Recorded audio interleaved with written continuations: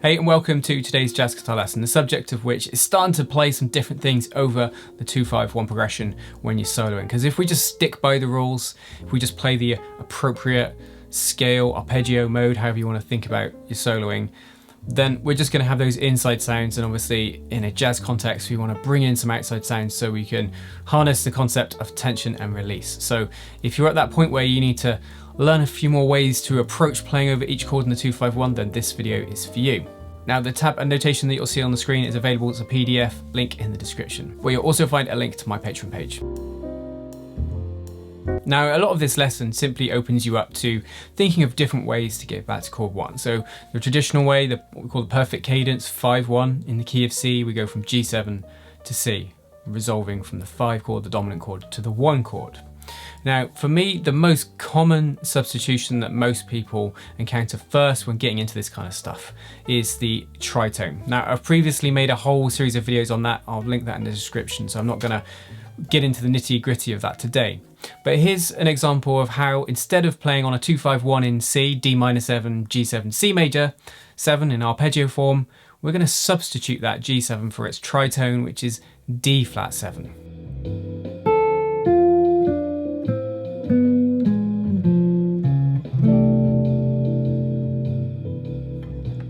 And you'll notice there, I'm not playing the arpeggios like in ascending order, like. Instead, I'm trying to connect them up closely, which is what you want to do with your arpeggio practice. So the D minor went 5, 3rd, root, 7th, connect to the nearest note of the D flat 7, the tritone, flat 7, 5, 3, root, into our C, and I used a C6-9 chord on the end. And here's another example for you.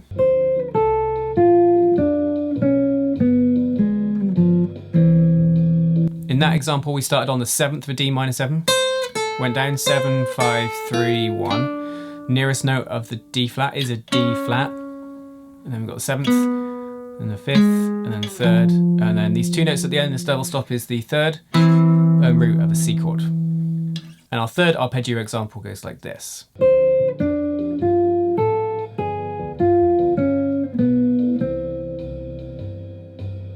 That one started on the 7th of the D-7, dropped an octave for the root, 3rd, then the 5th, connect to the nearest note of the D-flat 7 chord.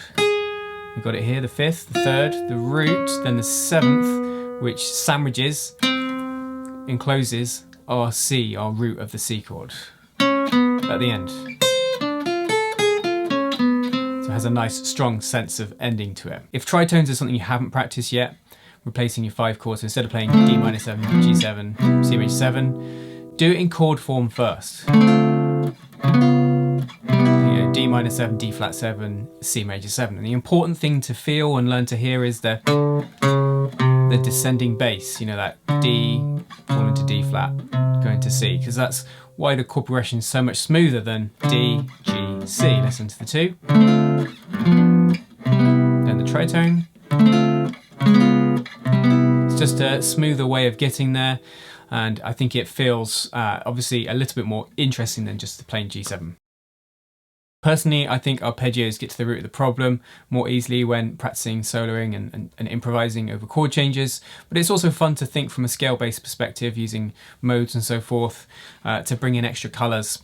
And for this progression with the tritone, the 2-5-1, with the 5 chord replaced by its tritone, I would use the following scales modes over it. So D Dorian against the D minor.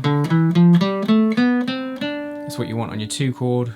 Basic sound for it. And then for the D flat 7, a great scale to use for this is the Lydian flat 7 or the Lydian dominant. That goes to C Ionian C major. Here that is against the backing.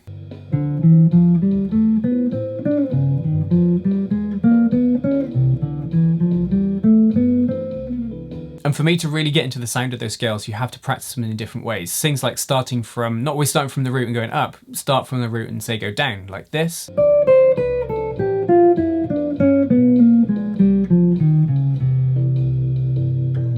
And then say from other tones in the scale. It's nice to do this, I think, off the notes of a chord, so the root, the 3rd, the 5th, and the 7th. Here it is going down from the 7th of each scale.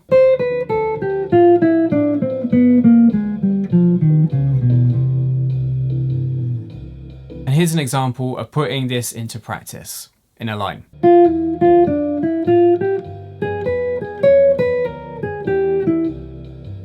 And here's another one for you. And the thing, as I said, I like about the tritone is getting that descending feel, and I think you can hear it in this next example.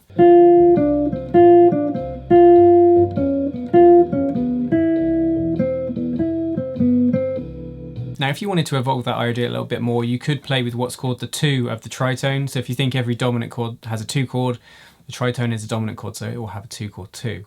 Now, D flat 7 is from the key of G flat major, so its 2 is A flat minor 7. So one way you could approach playing this progression from a chordal and lead perspective is, your D minor 7 is regular, and then the tritone but with its 2, so 2 beats on each one, A flat minor 7, D flat, I'm using D flat 9 here, to C major. So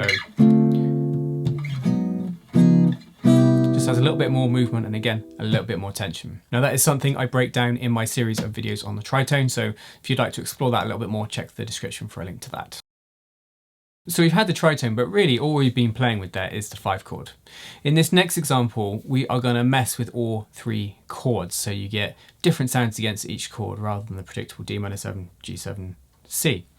So first off though, you need to have an awareness of another way to get back to 1 in addition to the tritone and the usual 5 chord.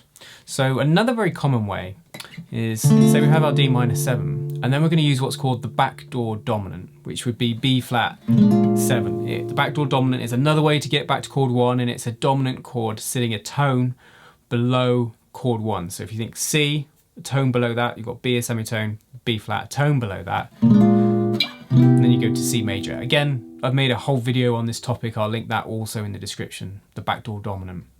And in chord form, again, it could be played like that, D minor 7, B flat 7, C major 7. That backdoor dominant, the B flat, could have its 2 also, which would give us D minor 7, then F minor 7, B flat 7, C major 7. So let's hear that.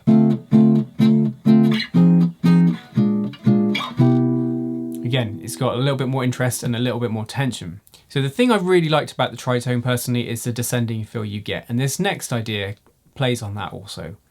Now what we're going to do here is we're going to borrow that backdoor dominant idea, we're going to borrow the 2 idea, the F minor bit of it, and we're going to substitute our D minor 7 for its relative major, which is F major 7, so they're relative major and minor of each other. So instead of playing D minor 7 when we're soloing, say, we're going to think F major 7 against that chord.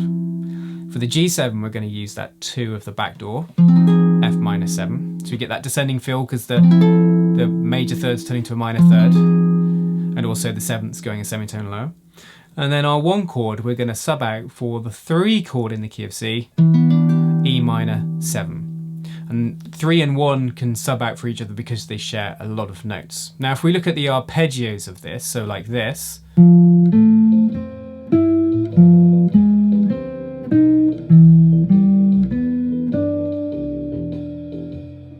what we're actually getting there, yes, the backing's playing D minor 7, G7, C major 7, but what we're actually getting, because we're substituting them with the F major 7, F, A, C, E, that in relation to D minor is minor 3rd, 5th, 7th and 9th, so that creates a D minor 9 sound, albeit without the D, so it's without the root.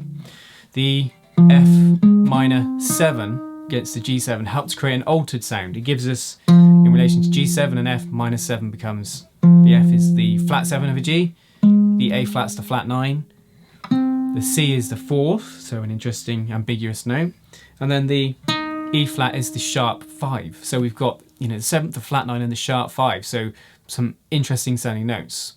And the E minor 7 against the C, that gives us the sound of, we've got E is the 3rd of C, G is the 5th, B is the 7th, and D is the 9th. So that creates the sound of C major 9 without the root. So you get this sound. If I play it, there's the D, I'm playing the D against it, and then for this, it's G. You hear that outside sound, and then C with the E minor 7. So it's a way of getting some cool sounds, and we're avoiding the root also, which is quite a nice thing because it's a very predictable note to play. Here's another way you could play that in arpeggio form with some closer moves.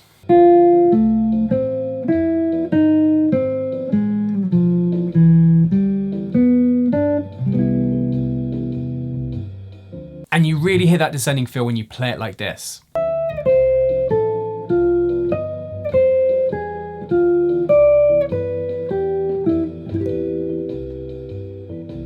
And here is my final example for you today, and here it is. So it's still D minor 7, G7, C in the backing, but I'm thinking F major 7, F minor 7, E minor 7.